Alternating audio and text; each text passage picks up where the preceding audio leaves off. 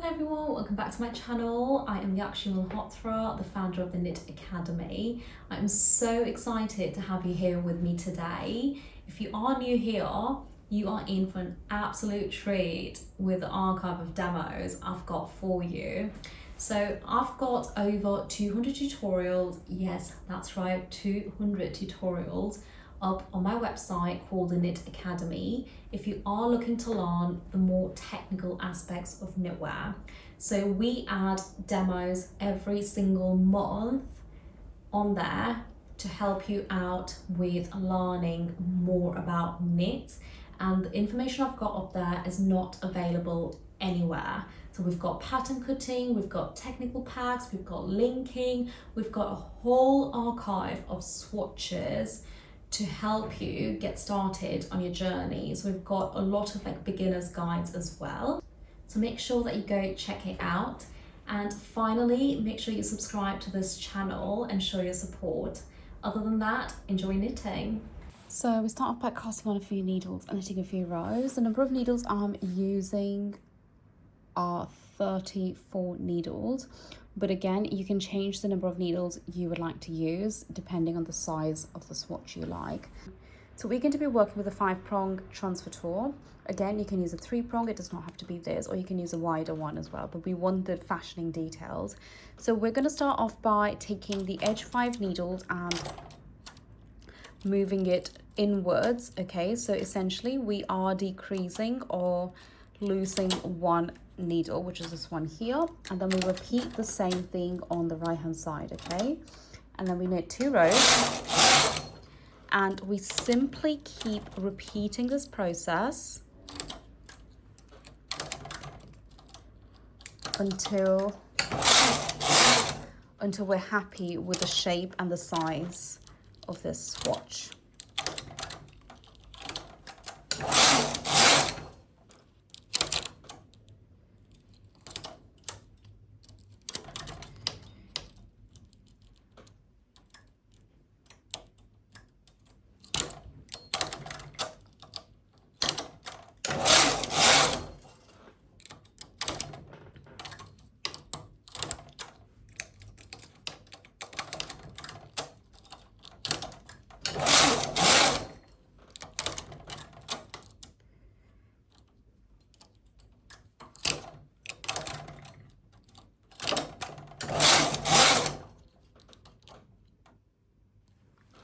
Okay, so I'm going to leave this here. So I've come down to about 20 needles. It's just an extra one there, so I won't count that. So 20 needles. And now at this point, we are going to start moving the stitches outwards by 1. Okay, so now we are increasing by 1 needle. Now you will notice with that empty needle, when you push it back in line with the working needles, you will get an eyelet. Okay, you can avoid this.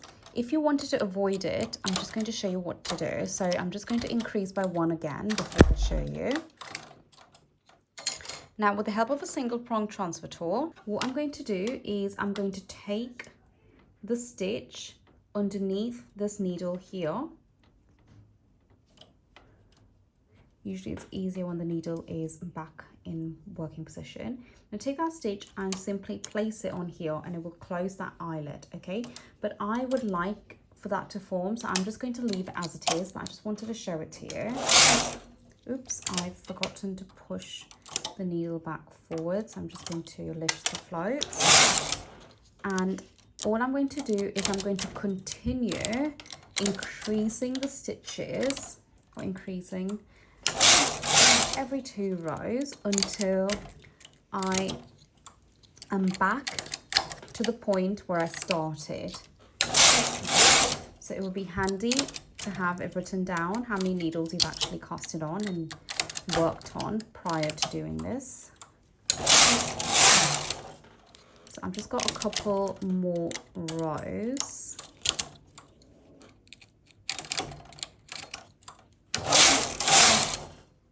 And you can see the shape starting to form. So at this point now I will start.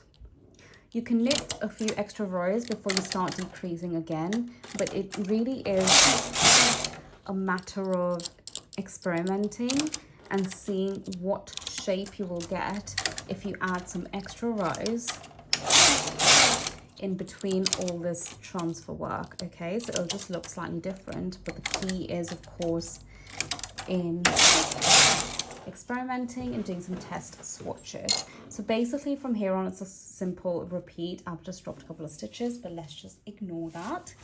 Now, if you wanted to change, like I said, you can add extra rows and see what happens with your shape. You can, of course, add other techniques within this. It does not have to be plain knitting, and you can add like stripes as well. This is the outcome of the demonstration we've just done. Now, what I've done is I've actually done 3 of these, as you can see, following the same layout and process.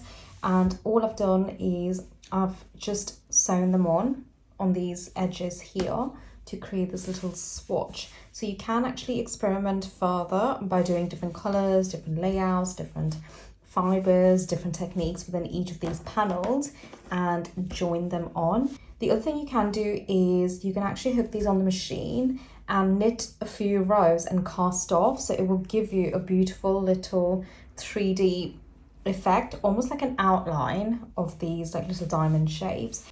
I do have a tutorial of what I'm talking about in another videos on YouTube, so I will link that below so you can actually have a go at that, because I think it could actually work quite well together.